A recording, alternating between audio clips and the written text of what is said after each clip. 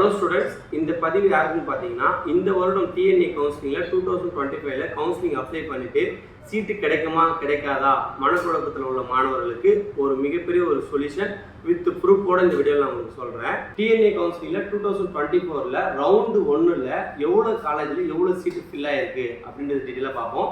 மொத்தமாக தமிழ்நாட்டில் மொத்தமாக வந்து பார்த்தோன்னா 434 கல்லூரி இருக்குது.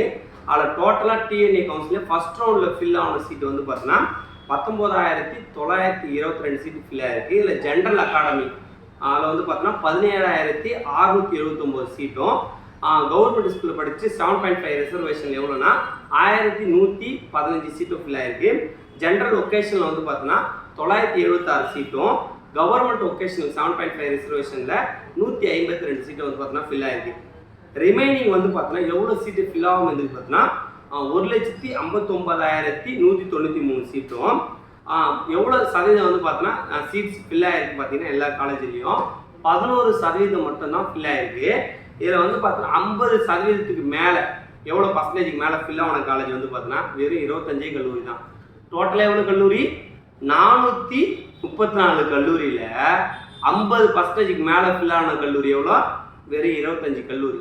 ஸோ தமிழ்நாட்டில் மொத்தமாக 434 கல்லூரி இருக்குது.